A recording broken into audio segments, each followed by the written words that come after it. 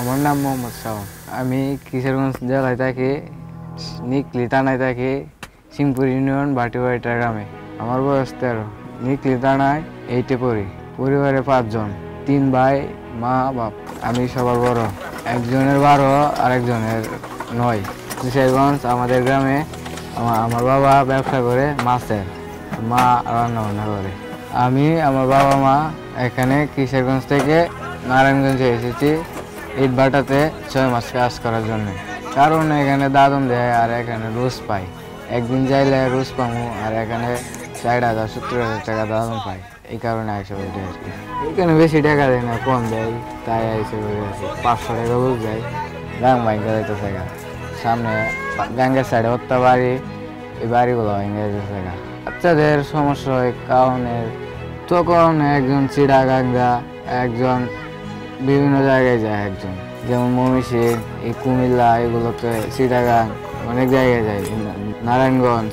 ওরা বলতে পানি মাস বন্যার সময় ওরা কোনো কাজ করতে পারে না, তাই এই 6 মাস কাজ করে আর এই 6 মাস যায় পানি 2 মাস যায় বয়ে রাখা।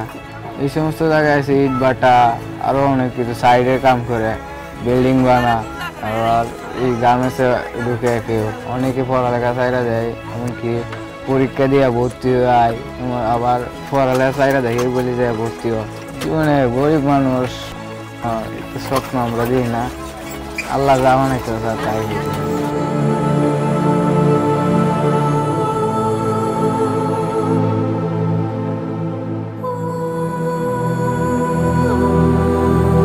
Muhammad Shawn's story is a stark reflection of the large crisis of climate-induced migration and child labor in Bangladesh.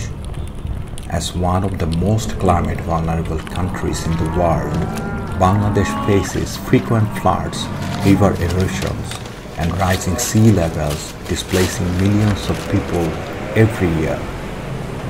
Rural communities, particularly in low-lying areas, suffer the most.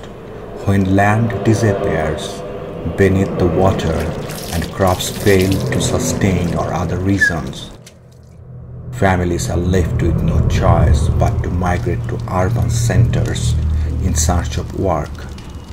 This phenomenon has led to an increasing number of climate refugees in cities like Naranganj, Dhaka, and Chittagong.